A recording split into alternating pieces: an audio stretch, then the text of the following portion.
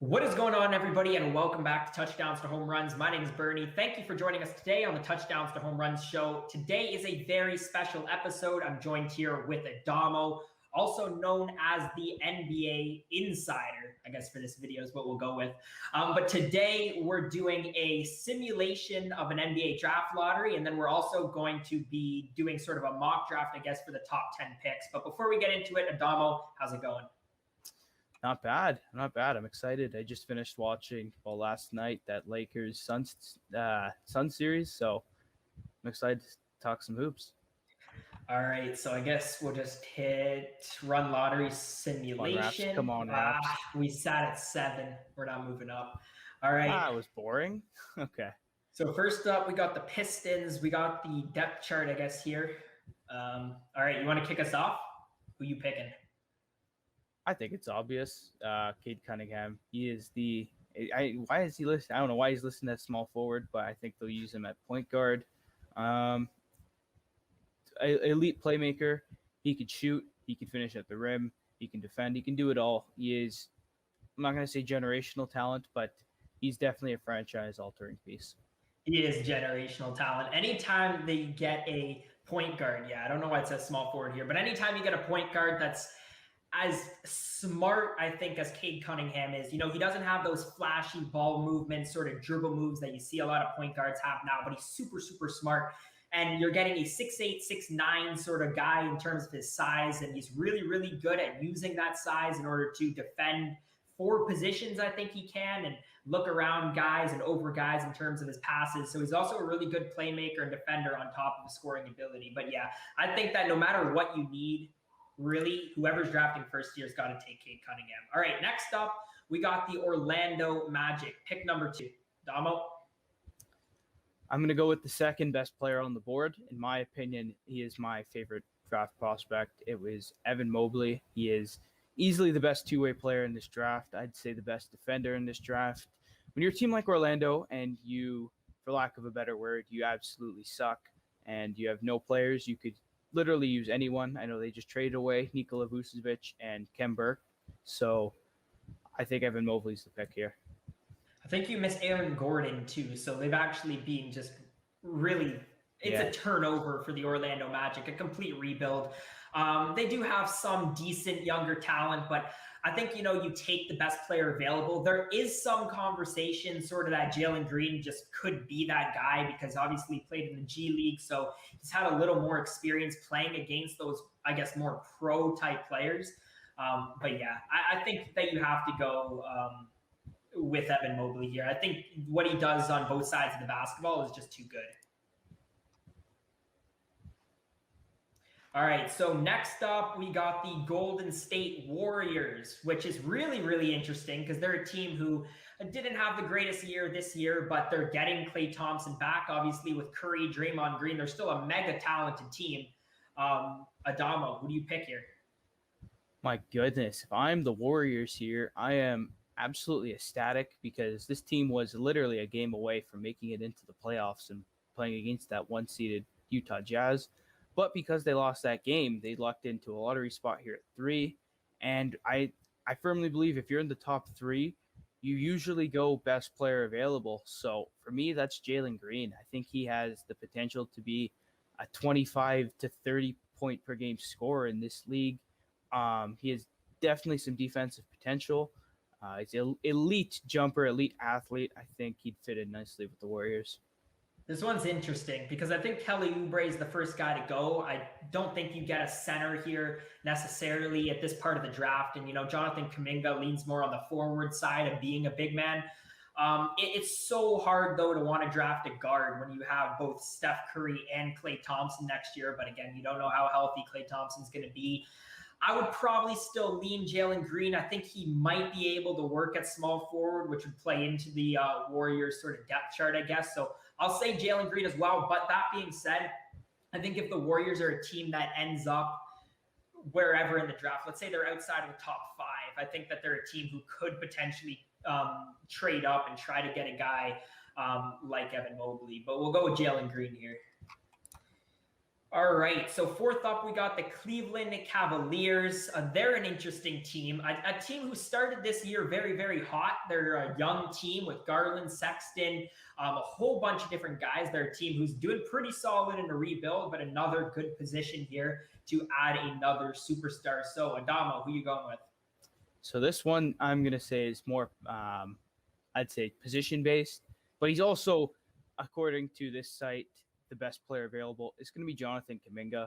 I think he fits in nicely. He complements Darius Garland and Colin Sexton pretty well. Considering they're smaller guys, Kuminga can definitely play the wing. He plays really solid defense. He's a tremendous athlete and can score at the basket really well.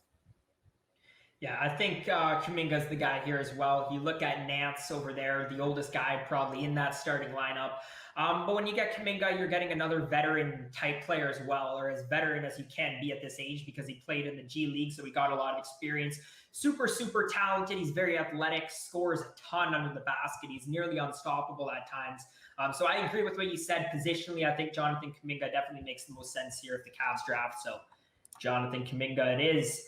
All right, number 5, where it starts to sort of get interesting, moving outside that big 4 from this draft, we got the OKC Thunder, who have a ton of draft picks coming up in the next several years. So Adamo, who goes number 5?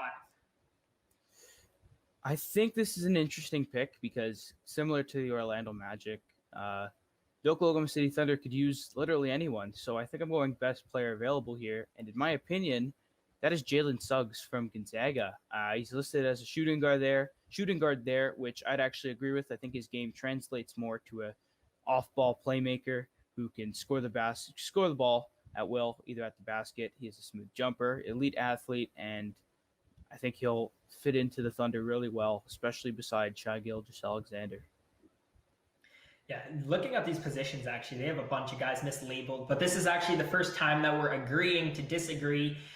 Because I think that the best player easily outside of the top 4 is Keon Johnson. And I think that he's probably going 6th in this draft, but I'll tell you what, this kid might have some issues on the offensive side of the ball, but he had a ton of production last year for Tennessee. He was only a freshman, but this kid is an athletic freak. He's probably the most athletic player in this draft.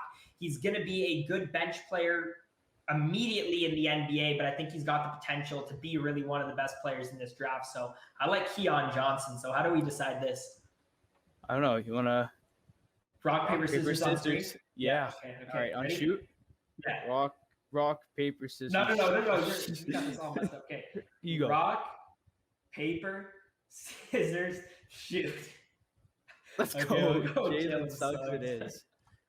There we go. That's like the worst rock, paper, scissors ever. Okay. Oh, wait, they have 2 in a row? Do they? I guess so. All right. So, all right. Who's your number 6 then? Well, this works in nicely because I also like Keon Johnson. I don't know if the pick makes sense if they go Jalen Suggs, but for the sake of the video, we'll go Keon Johnson.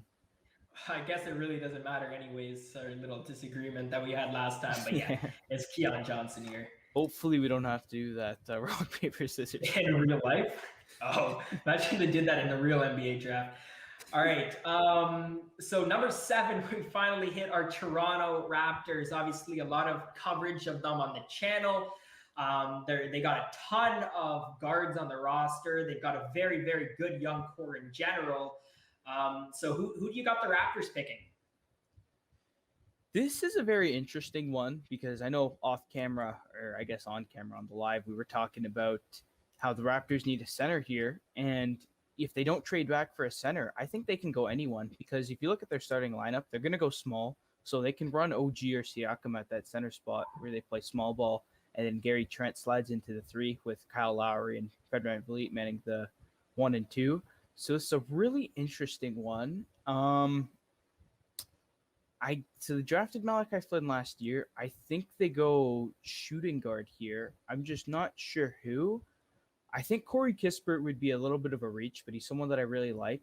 Another guy that I really like is Moses Moody. He is an elite player. We saw it in March Madness for Arkansas. So he'd be my guy.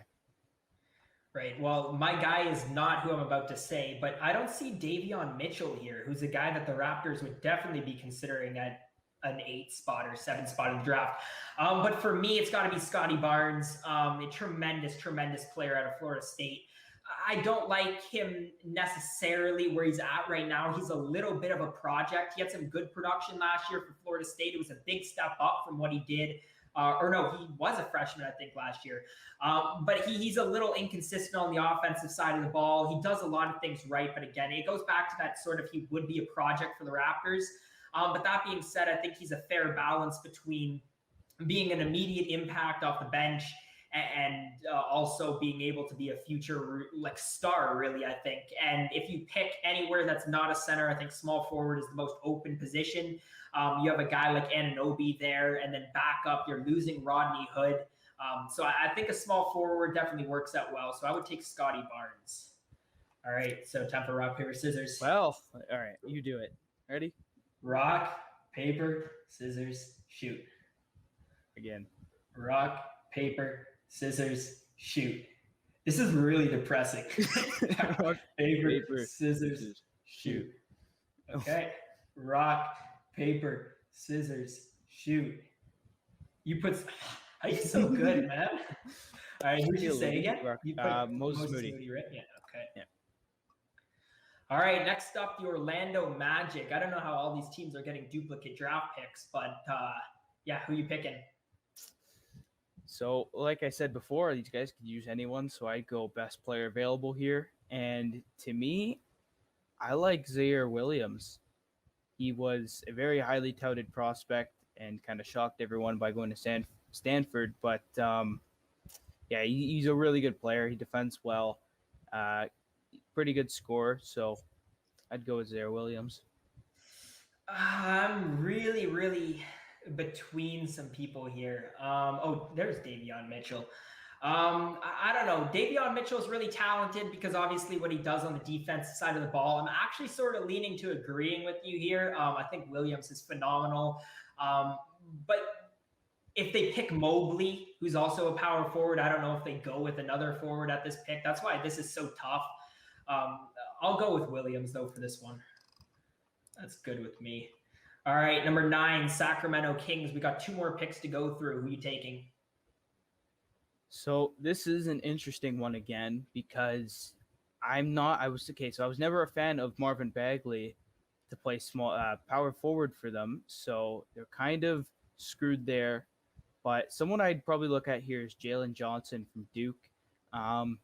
He kind of plays that point forward role. So they could also use a secondary ball handler, especially if Tyrese Halliburton's going to continue that role off the bench. I'd go Jalen Johnson here just to help facilitate the ball a little bit more. I'm going to go back with my Raptors pick. I like Scottie Barnes again here. The Kings have obviously some really talented guards, Fox and Hield, and then obviously with Bagley, a power forward. So their biggest hole, I would say, in their roster is definitely a really good young small forward. Scottie Barnes is that guy again. I think that the Kings are in a place where you can take a shot at a project.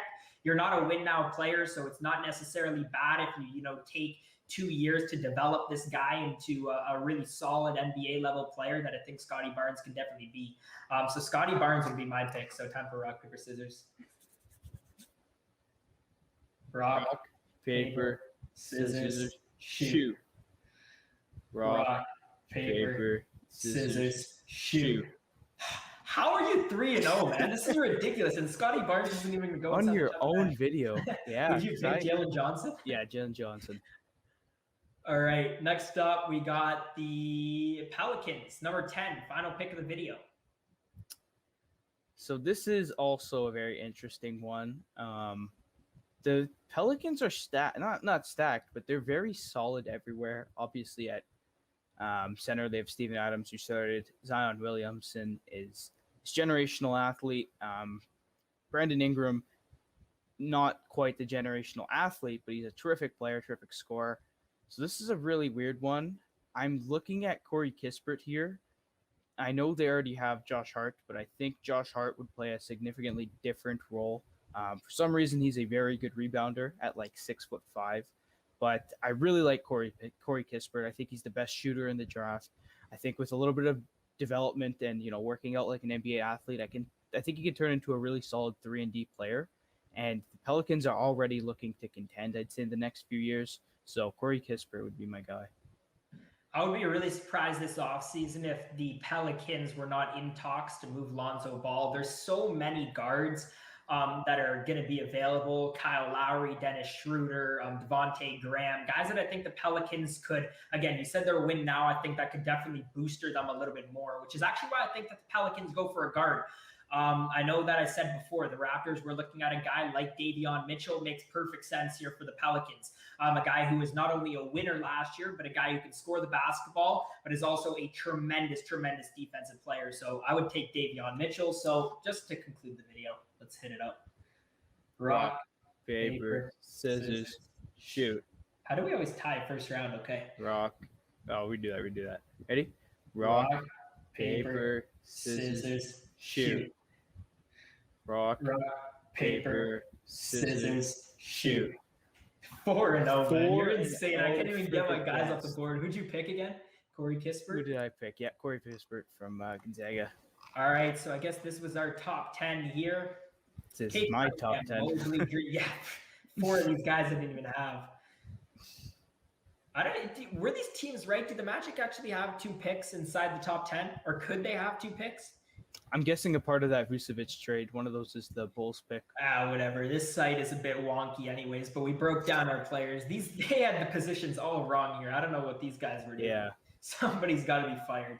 But yeah, anyways, guys, if you did make it to this point in the video, thank you so much for watching. Let us know your thoughts, your comments, your predictions down in the comment section below. If you did enjoy today's video, make sure to hit us with that thumbs up button, subscribe to Touchdowns to Home Runs for more draft content just like this. As always, guys, thank you so much for watching, and I hope to see you again next time.